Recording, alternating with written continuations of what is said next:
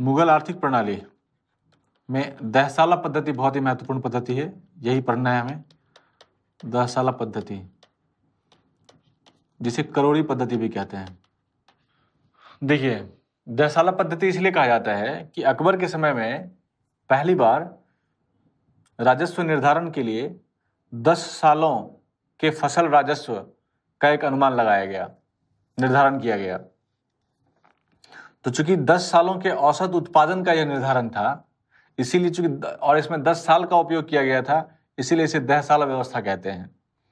इसमें भूमि की माप पहली बार लोहे की कड़ी के आधार पर किया गया। पहले जो पटसन से बने हुए जो रस्सियां होती थी उसका इस्तेमाल किया जाता था।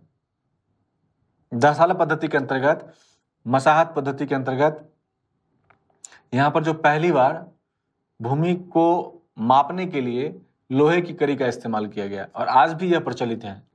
तो दहसाला पद्धति का नाम, और करोड़ी नामक व्यक्ति को राजस्व निर्धारण की यह सबसे महत्वपूर्ण जिम्मेदारी सौंपी गई थी और इस पदाधिकारी को अकबर ने खास करके नियुक्त किया था केवल अपने दहसाला पद्धति को सफल बनाने के लिए। तो उसके नाम पर, चूंकि इसका सबसे महत्वपूर्ण अधिकारी करोड़ी था, इसीलिए इसे करोड़ी प्रथा भी कहते हैं और दहसाला पद्धति भी कहते हैं। इसकी विशेषता की जहां तक बात की जाए तो विशेषता में देखते हैं, यह भूमि का माप अनिवार्य था। दूसरा, इसमें नकद राजस्व की बात की गई थी कि हमेशा रेवेन्यू नगद ही प्राप्त किया जाएगा। बकाया राशि की वसूली, उसकी वसूली भी यह नगद में करने की बात करता है। भूमि माप की जांच कभी भी की जा सकती थी। इस व्यवस्था की कमी क्या है देखें आप। देखिए, चूंकि यह 10 वर्षों का एक अनुमान था, मान लेते हैं, एक केस हम ये लेते हैं कि यदि भूमि की उर्वरता एक समान ना हो तो औसत उत्पादन पर तो प्रभाव पड़ेगा ना। जैसे उदाहरण इसके लिए हम देते हैं कि एक गणित के शिक्षक थे, दहसाला पद्धति की कमी बता रहा हूं मैं, उसके लिए एग्जाम्पल समझिएगा। एक क्लास में 10 बच्चे थे, तो उन्होंने क्या किया, कहा कि आज सब बच्चे चल के तालाब में हमारे साथ नहाएंगे। ठीक है गुरुजी, तो कह दिया उन्होंने। सब बच्चे बहुत खुश हो गए। गुरुजी ने क्या किया, सभी बच्चों की औसत लंबाई निकाल ली। तो वो निकली कितनी, 5 फीट। और तालाब कितनी गहरी थी, 7 फीट। तो उसमें से कुछ बच्चे बच गए और बहुत बच्चे जाके डूब गए। गुरुजी कहते हैं कि हमने तो माप कर ही लिया था, पता नहीं हमारे बच्चे कैसे डूब जाते हैं, कैसे डूब गए। ये हमारी कमी नहीं है, ये गुरुजी की कमी नहीं थी, यह गुरुजी के गणित की कमी थी कि उन्होंने औसत माप निकाला था। उन्होंने ये नहीं देखा था कि इस क्लास में कितने बच्चे इतने हाइट के हैं और कितने बच्चे इतने हाइट के हैं। तो उसके हिसाब से ही तो उनको तालाब चुनना चाहिए था। उन्होंने गहराई का जो अनुमान लगाया वो औसत ऊंचाई के आधार पर, जो कि हमेशा गलत होता है। भारत में यदि मुख्य रूप से जो 20 ऊपर के धनी व्यक्तियों को निकाल दें तो जो भारत की प्रति व्यक्ति आय वो सब काफी नीचे आ जाएगा। जितने ऊपर वाले लोग हैं 20, उन्होंने प्रति व्यक्ति आय को ऊपर कर रखा है, तो उन सभी को निकाल दीजिए, देखिए प्रति व्यक्ति आय कितना बचेगा। तो प्रति व्यक्ति आय वगैरह क्या है, एक तरह का औसत अनुमान है, जो कि गलत अनुमान होता है, औसत अनुमान। तो ठीक उसी तरीके से दहसाला पद्धति में 10 वर्ष के राजस्व का एक औसत अनुमान लगाया जाता था। तो उसमें भूमि के प्रकार को भी तो देखना चाहिए ना, और उस प्रकार, पहले भूमि को प्रकार में विभाजित करके उसके बाद क्या करना चाहिए, उसका राजस्व वसूली करना चाहिए या राजस्व का निर्धारण करना चाहिए। तो उसमें यह देखना चाहिए कि कौन सा उर्वर भूमि है, कौन सा अनुर्वर भूमि है, कौन सा बंजर भूमि है। आपने सबका क्या किया, दहसाला पद्धति के अंतर्गत आपने सबका क्या कर दिया, औसत अनुमान निकाला और कह दिया कि नहीं भैया ये इतना आपका राजस्व है। अब बताइए विद्रोह होगा कि नहीं होगा, ये समस्या उत्पन्न हुई। तो भ्रष्टाचार बढ़ने लगा, है ना, विद्रोह होने लगा। और चूंकि यह भूमि माप करना सामान्य बात तो था नहीं, पूरे राज्य में भूमि का माप करवाना, खर्चीली व्यवस्था तो थी। तो इसकी कमी, एक तो खर्चीली व्यवस्था है, ये भूमि राजस्व की उगाही औसत अनुमान द्वारा, भ्रष्टाचार की संभावना, यही आपकी दहसाला पद्धति और मुगल आर्थिक प्रणाली। ध्यान रहेगा। दहसाला पद्धति या करोड़ी पद्धति, मुगलों की धार्मिक नीति। हमने अब तक प्रशासन देखा और उसके अंतर्गत हमने मनसबदारी और जागीरदारी प्रथा देखा। हमने फिर आर्थिक प्रणाली देखी मुगलों की, जिसमें दहसाला पद्धति और करोड़ी पद्धति की चर्चा की। हमने मुगल कालीन धार्मिक नीति की बात शुरू की। तो यह धार्मिक नीति, यही अकबर की सुलह कुल या दीन इलाही है। देखिए, सुलह कुल का मतलब क्या होता है? सामान्य से अर्थ समझते हैं धार्मिक नीति को। सबके बीच में एक सामंजस्य और सद्भाव स्थापित करना, यही सुलह कुल है। सुलह ए कुल, सभी के बीच सुलह की नीति, सुलह सामंजस्य, सुलह सद्भाव, प्रेम, विभिन्न प्रकार के सद्गुणों को प्रोत्साहित करना, इसे ही सुलह कुल की नीति कहते हैं। अब दूसरा प्रश्न आता है कि क्यों लाया गया? इस सुलह कुल की नीति को अकबर ने क्यों लाया? सबसे पहला, साम्राज्य में एक बेहतर और अनुकूल माहौल बनाने के लिए। दूसरी बात, अपने साम्राज्य को स्थायित्व प्रदान करने के लिए। तीसरी बात, एक धार्मिक सद्भाव उत्पन्न करने के लिए और एक सामाजिक सामंजस्य स्थापित करने के लिए। विभिन्न वर्गों के बीच में उत्पन्न हो रहे विभिन्न प्रकार के धार्मिक असद्भावपूर्ण नीतियों को समाप्त करने के लिए और जनता तथा प्रशासन या शासन के बीच के रिक्तता को खत्म करने के लिए, रिक्तता को भरने के लिए अकबर के दिमाग की यह उपज थी सुलह कुल की नीति या मुगलों की धार्मिक नीति में, खासकर अकबर की धार्मिक नीति। तो क्यों लाया गया? साम्राज्य को मजबूत करने के लिए, सुदृढ़ करने के लिए, सामंजस्य बनाने के लिए, सद्भाव बढ़ाने के लिए, अनुकूल माहौल स्थापित करने के लिए, राज्य को धारणीयता प्रदान करने के लिए, एक महान बादशाह के रूप में अपने आप को स्थापित करने के लिए, विभिन्न प्रकार के धार्मिक वर्गों पर अंकुश स्थापित करने के लिए, बादशाह को संपूर्ण शक्ति का नियंता घोषित करने के लिए उसने यह धार्मिक नीति का अनुपालन किया। अब प्रश्न यह उत्पन्न होता है कि हम इस सरल, आपके दिमाग में चला होगा सर, हम इस सुलह कुल की नीति को अकबर के कहाँ कौन कौन सी नीति में हम देखते हैं? तो बात करते हैं। देखिए, जो अकबर की राजपूत नीति है वह क्या है? अकबर की राजपूत नीति थी कि उसे पता था कि ये महान योद्धा हैं और अपने वतन से प्यार करने वाले लोग हैं। यदि हम इनसे प्रत्यक्ष युद्ध करते हैं तो प्रत्यक्ष युद्ध के द्वारा हम कभी भी इनसे जीत नहीं पाएंगे और यह हमेशा समस्या उत्पन्न करते रहेंगे। तो ऐसे में कोई एक ऐसी व्यवस्था बनाई जाए ताकि राजपूत हमारे प्रति क्या हो, स्वामी भक्त हो जाए। तो उसके लिए उसने दिमाग लगाया, राजपूत नीति निकाल लिया, जो राजा भारमल के साथ पहली बार इस्तेमाल किया गया। अब उसने क्या किया, और उसी नीति का प्रतिफल था वतन जागीर का कॉन्सेप्ट, संकल्पना। अब देखिए, वो शासक क्या करता है, और इसके लिए इसी राजपूत नीति को और भी बेहतर तरीके से राज्य में स्थापित करने के लिए उसने सुलह कुल को ला दिया कि हमने जिसको जो मानना है, जिस धर्म को मानना है माने। यदि कोई शासक हमारे पास, हमारे दरबार में तिलक लगा के आ रहा है, कोई दिक्कत नहीं है, पगड़ी पहन के आ रहा है, कोई दिक्कत नहीं है, अपने परिधानों में आ रहा है, कोई दिक्कत नहीं है, इस्लामिक परिधानों में आ रहा है, कोई प्रॉब्लम नहीं है, और किसी को हम जबरदस्ती किसी को परिधान पहनने के लिए हम नहीं बोलेंगे कि तुमको यही परिधान पहनना पड़ेगा। यह एक प्रकार के कार्यशैली में होने वाला एक बदलाव था जिसे राजपूतों ने पसंद किया, क्योंकि राजपूत अपनी संस्कृति से बहुत ज्यादा प्यार करते थे।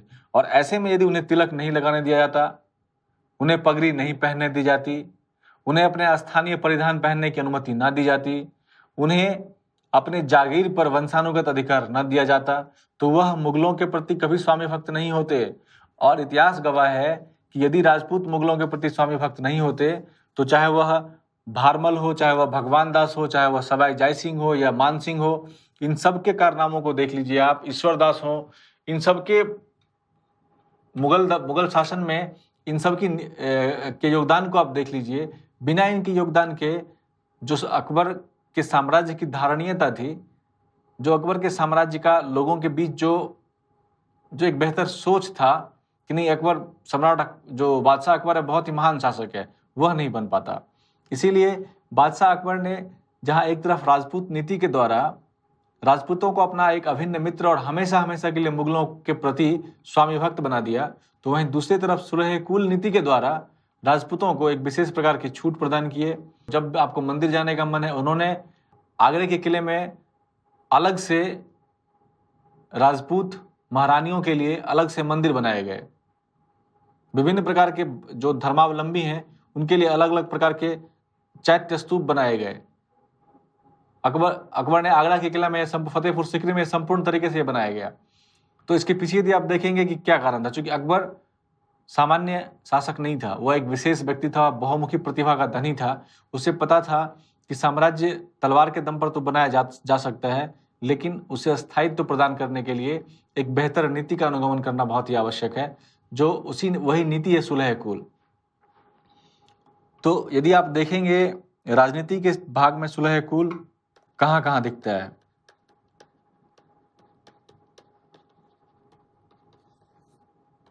तो राजनीति में देखिए आप, सुलह कुल आपको राजपूत नीति में दिख जाएगा, जिसकी बात हमने की अभी। आप यदि समाज में देखेंगे तो लोक कल्याणकारी योजनाओं में दिख जाएगा आपको, जैसे बलि प्रथा को समाप्त करना या अवैध घोषित करना, दहेज प्रथा को अवैध घोषित करना, सती प्रथा का निषेध करना, शिक्षा को बढ़ावा देना, लोक कल्याणकारी कार्य करवाना, जैसे अस्पताल बनाना, सड़क बनाना, सराय बनाना, निःशक्त लोगों के लिए विशेष प्रकार की व्यवस्थाएं करना, राज्य के संरक्षण देना, उन्हें विद्वानों को अनुदान देना, ये सब तमाम कार्य ऐसे थे जो अकबर की सुलह कुल की नीति का ही भाग था। लोक कल्याणकारी कार्य, धर्म में तो सुलह कुल है ही, या दीन इलाही आप देख सकते हैं, और महजर की घोषणा। आर्थिक प्रणाली में आप दहशाला को देख सकते हैं। तो ये सभी अकबर के सुलह कुल का एक भाग था। वास्तुकला के क्षेत्र में भी आप देख सकते हैं इसे। इंडो इस्लामिक कला शैली का चरम यही है, वास्तुकला में इंडो इस्लामिक कला शैली। इसका लाभ क्या मिला इसे, आप बताएं। साम्राज्य का विस्तार होगा कि नहीं होगा, समाज में एक बेहतर माहौल बनेगा, राजनीति में स्थायित्व होगा, धार्मिक रूप से सहिष्णुता की नीति का अनुपालन होगा। कला के क्षेत्र में क्या होगा, इंडो इस्लामिक कला शैली का चरमोत्कर्ष दिखाई देगा, और यह अकबर के समय में दिख जाता है। चाहे वह आगरा के लाल किले को देखें आप, या फतेहपुर सीकरी के विभिन्न प्रकार के महलों को देखें। यह स्थापत्य कला शैली की एक बहुत ही उम्दा किस्म हुआ करती थी, जिसको आधार मानते हुए शाहजहां ने ताजमहल का निर्माण किया था। तो कहीं ना कहीं स्थापत्य कला शैली की जो उत्पत्ति होती है, जो उसका आधार बनता है, वह आधार अकबर ने ही तैयार कर दिया था, और वह आधार अकबर के सुलह कुल की नीति ने तैयार किया था। नहीं तो हम बात कर रहे थे कि जैसे मान लीजिए इंडो इस्लामिक कला शैली में देखेंगे तो गुंबद के जस्ट नीचे उल्टे कमल को सुशोभित किया गया है। यदि आप उस गुंबद से उस उल्टे कमल को निकाल लें, इसका मतलब क्या है, इंडो इस्लामिक कला शैली कहीं ना कहीं इंडो इस्लामिक कल्चर को रिप्रेजेंट करता है, कहीं ना कहीं भारतीय और इस्लामिक संस्कृति का क्या परिचायक है ऐसे, और वह परिचायक सुलह कुल की नीति से ही आप देख सकते हैं। अकबर ने विभिन्न प्रकार के धर्मों की शिक्षा के लिए, उसकी जानकारी के लिए उसने इबादत खाना की संकल्पना को लाया। इबादत खाना के में उसने विभिन्न धर्म के धर्माचार्यों को बुलाया और उनसे उसने बातें की। उसके लिए पहले एक ही साथ बुलाया जाता था, बाद में अलग अलग समय तय किया गया, और उन सब धर्माचार्यों से उसने उस धर्म के मूल बातों को जानने की कोशिश की। जब वह प्रत्येक धर्म के मूल चीजों को जान लिया, तो जानने के बाद वह एक बहुत ही बेहतर समीक्षक था, बहुत ही बेहतर समीक्षा करता था वह। तो उसने उसकी समीक्षा यूं की कि कहीं ना कहीं सभी धर्मों का सार एक ही है। सार तत्व के मामले में धर्म कभी भी अलग नहीं हो सकते, तो सार तत्व के मामले में वो सभी क्या हैं, वो सभी एक हैं। तो ऐसे में अकबर ने सभी धर्मों के सार तत्व को प्राप्त करते हुए सुलह कुल की नीति का प्रतिपादन कर दिया। ठीक है, तो इबादत खाना के बाद आपने देखा कि उसने उसके बाद इसीलिए महजर की घोषणा की, अभी हम बात करेंगे उस पर, कि महजर की घोषणा की उसने ताकि वह प्रत्येक धर्म को स्थान देना चाहता था। इसीलिए उसने विभिन्न प्रकार के इस्लामिक धर्माचार्यों के ऊपर, जिसने अपने कद को साम्राज्य से भी ऊपर कर रखा था, उसके कद को नीचे किया गया, उसे बादशाह के अंतर्गत लाया गया और वह खुद को साम्राज्य का सबसे बड़ा धार्मिक अध्यक्ष घोषित करता है। बादशाह के पद में सदर के पद को मर्ज कर दिया गया, उसको मिला दिया गया और उसे उसके मातहत कर दिया गया। मातहत करने के बाद यदि कोई व्यक्ति बनेगा तो वो कभी भी राज्य के लिए चुनौती उत्पन्न नहीं कर सकता है। तो यह ऐसे में हम देख सकते हैं कि अकबर के दिमाग की यह उपज है। अकबर वास्तव में बहुमुखी प्रतिभा का धनी व्यक्ति था और उसे पता था कि साम्राज्य को कैसे मजबूत बनाया जाए, इस साम्राज्य को कैसे टिकाऊ बनाया जाए। तो वह टिकाऊ बनाने का ही उसका एक परिणाम था, उसका ही एक, आप कह सकते हैं कि उसी का एक अवयव है उसकी सुलह कुल की नीति, उसी का एक अवयव है राजपूत नीति, उसी का एक अवयव है उसके द्वारा स्थापित किया जाने वाला वंशधारी प्रणाली। तो ये इसका लाभ है। क्या क्या लाभ मिला? अस्थायित्व, धार्मिक सद्भाव, मजबूत अधिशेष, सहिष्णुता, बेहतर नीतियों का अनुपालन। 1579 में अकबर ने मजहर की घोषणा की। अब प्रश्न ये आता है कि मजहर है क्या? एक प्रकार का घोषणा पत्र है जो धार्मिक विषयों से संबंधित था। अब प्रश्न ये आता है कि इसका उद्देश्य क्या था भैया, क्यों लाया गया ये, इसका उद्देश्य क्या है? तो जहां तक इसके उद्देश्य की बात है तो पहला इसका उद्देश्य था कि कहीं ना कहीं सुलह कुल की नीति इसके दिमाग में पहले से चल रही है और उसी नीति को अमली जामा पहनाने के लिए इसने मजहर की घोषणा की। हम बात करेंगे अभी सुलह कुल की नीति को स्थापित करना कैसे।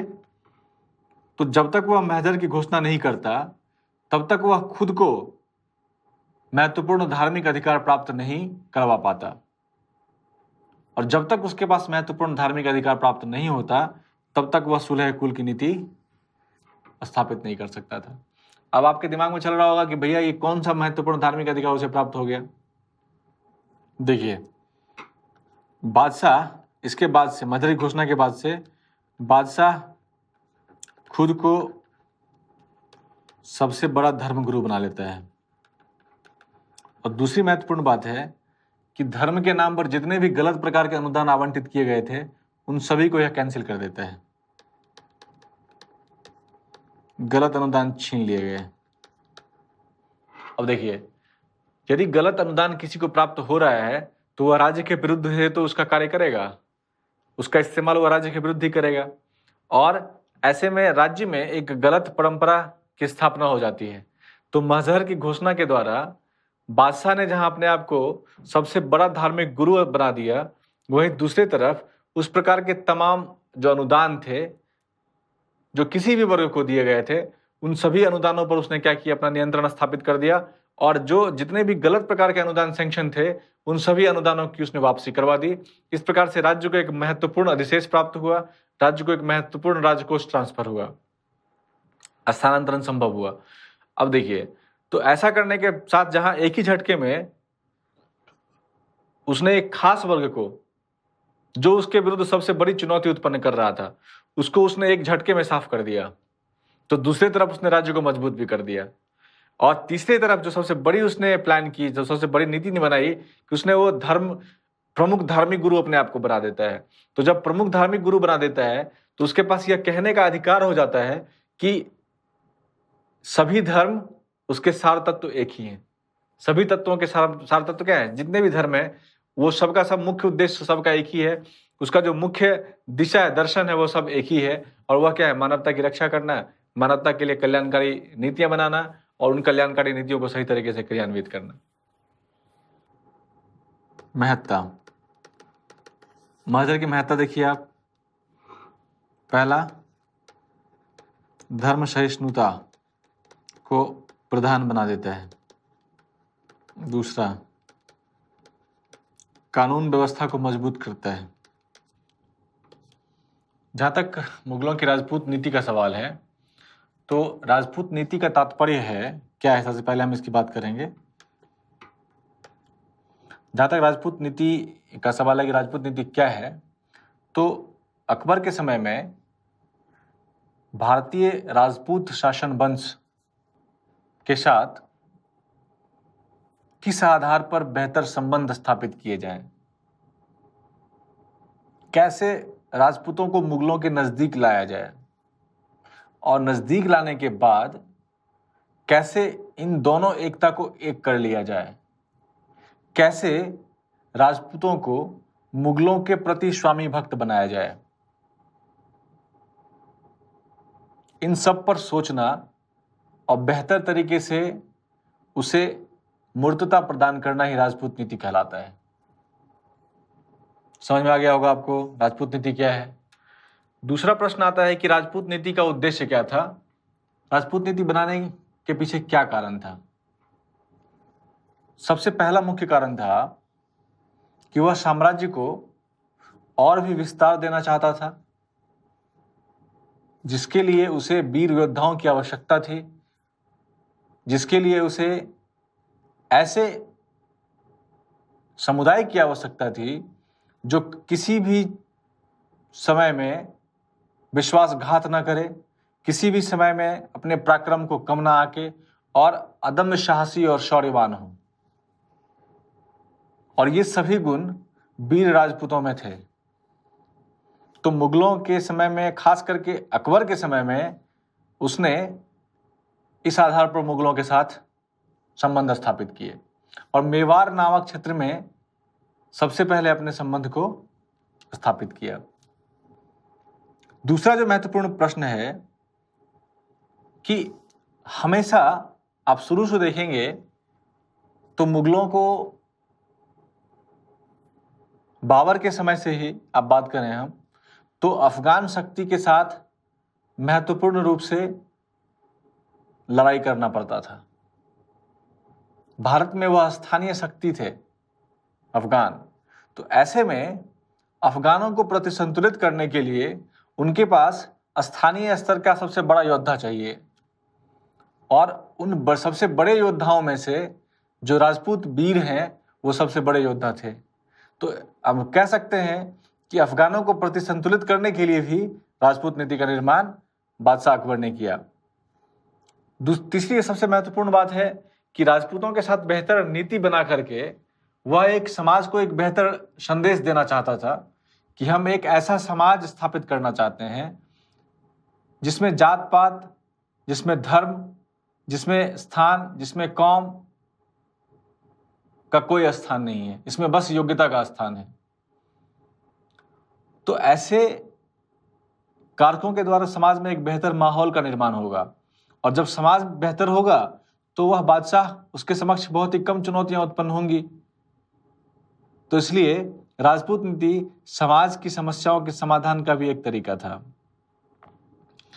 वह एक ऐसा सामरिक क्षेत्र प्राप्त करना चाहता था, ऐसे मजबूत किले प्राप्त करना चाहता था जो अभेद्य थे, जो दुर्भेद्य थे और जो पराक्रम और शौर्य के लिए जाना जाता था। तो इस प्रकार से उसके वैवाहिक संबंधों के द्वारा उसने मजबूत किले और मजबूत एवं पराक्रमी वीरों को प्राप्त किया। सबसे महत्वपूर्ण बात यह थी कि अकबर भारत को एक संपूर्ण इकाई के रूप में मानता था कि यह जो भारत है वह एक संपूर्ण इकाई है,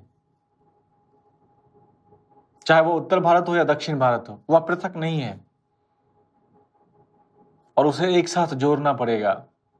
तो जितने भी प्रकार की सांस्कृतिक समस्याएं थी उन समस्याओं का समाधान यही है कि दोनों को एक कर दिया जाए और उसके लिए पहले दक्षिण भारत को मिलाना पड़ेगा, उसको अपने नए सूबे बनाने पड़ेंगे, जैसा कि अकबर ने करना शुरू भी किया था। और बिना इस प्रकार के वीरों के, बिना इस प्रकार के साहसी वर्ग और धैर्यवान व्यक्तियों के यह कार्य दुरूह था, संभव नहीं था। फलतः उसने राजपूतों को अपना अभिन्न मित्र बनाया। इसके लिए उसने एक बहुत ही बेहतर रणनीति अपनाया। अब देखिए, उद्देश्य तो समझ में आ गया, क्या क्या उद्देश्य था, महत्वपूर्ण बातें क्या क्या हैं। इसके लिए उसने एक बहुत ही महत्वपूर्ण बातें सोची, बहुत ही महत्वपूर्ण रणनीति का निर्माण किया कि मुगल सम्राट की यदि संप्रभुता कोई राजपूत शासक स्वीकार करता है, उसे वार्षिक नजराना देता है एक महत्वपूर्ण सैन्य सेवा मुगलों को प्रदान करता है, तो दो राजपूत शासकों के बीच में यदि युद्ध होगा और जिसने भी हमारे साथ मित्रता की संधि पर हस्ताक्षर किया है, मुगल उनके साथ होंगे। अर्थात उस वंश की रक्षा करना मुगल शासक का प्रधान कर्तव्य होगा। दूसरा आश्वासन उन्होंने यह भी दिया कि जब भी मुगल सेना में चयन होगा तो उसमें पक्षपात कभी नहीं किया जाएगा। उनके धार्मिक मामलों में कभी हस्तक्षेप नहीं करेंगे।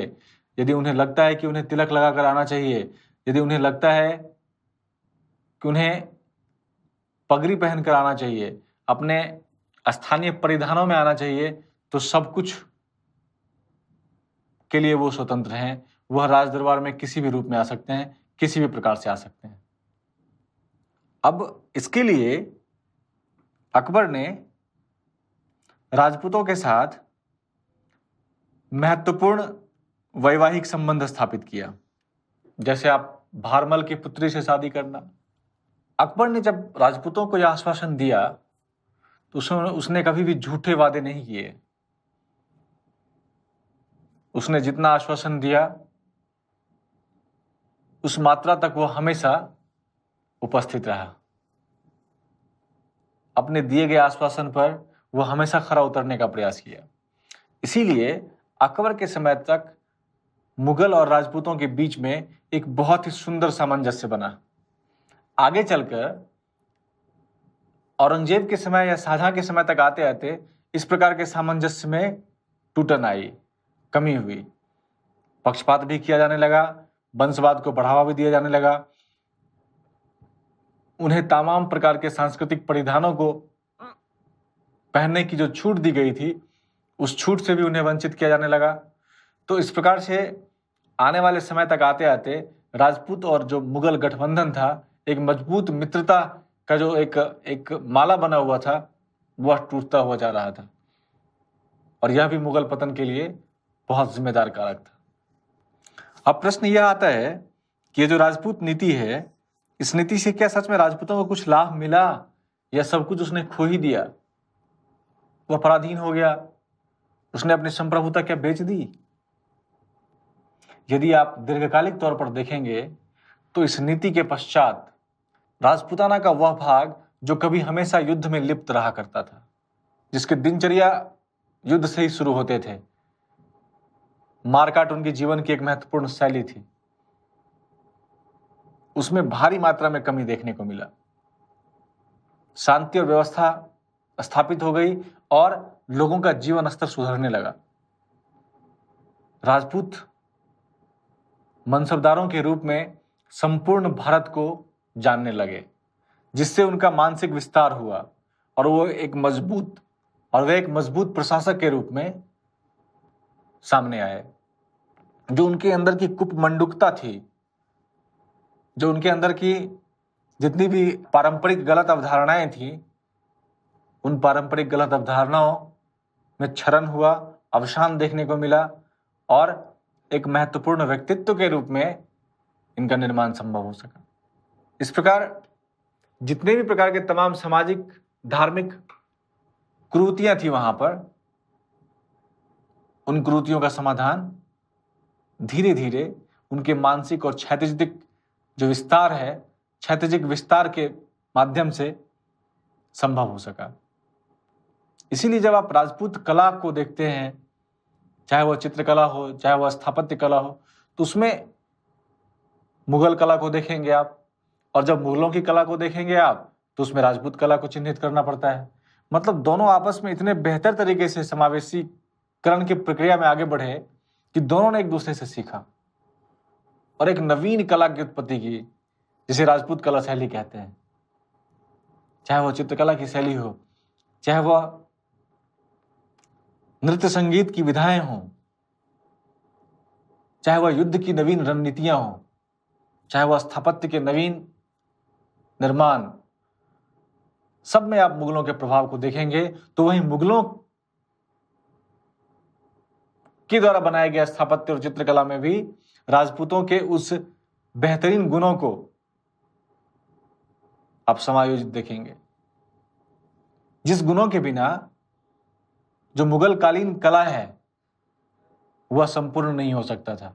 तो हम कह सकते हैं कि जहां एक तरफ इस नीति ने राजपूतों को एक मानसिक विस्तार प्रदान किया, जो राजपूत शासक हमेशा युद्ध में लिप्त रहते थे, तो वहां पर पूरे राजपूताना में शांति का माहौल उत्पन्न हुआ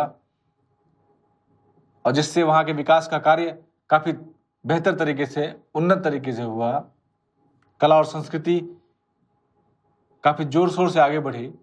तो वहीं दूसरी तरफ मुगलों के स्थापत्य, मुगलों के कला, मुगलों के तकनीक, उनके साम्राज्य विस्तार पर भी राजपूतों ने क्या किया, प्रभाव डाला। इस प्रकार देखा जाए तो अब तक जो हमने मुगल काल में अध्ययन किया, हमने उत्तर भारत से क्यों आए, उत्तर पश्चिमी भाग से ही ये क्यों आए, बाबर को क्यों आना पड़ा, सफल क्यों रहे, महत्वपूर्ण शासकों की पृष्ठभूमि, जिसमें हमने मुख्य रूप से बाबर, हुमायूं, अकबर, जहांगीर, शाहजहां, औरंगजेब, इन सभी शासकों की पृष्ठभूमि को हमने चिन्हित किया। तत्पश्चात हमने मुगल कालीन राजनीति एवं प्रशासन को देखा। खास करके इसमें हमने मनसबदारी और जागीरदारी प्रणाली को देखा। फिर हमने मुगल कालीन आर्थिक प्रणाली की चर्चा की और इसमें हमने दहसाला पद्धति की बात की। फिर हमने मुगल कालीन धार्मिक नीति की बात की और इसमें हमने सुलह कुल को देखा।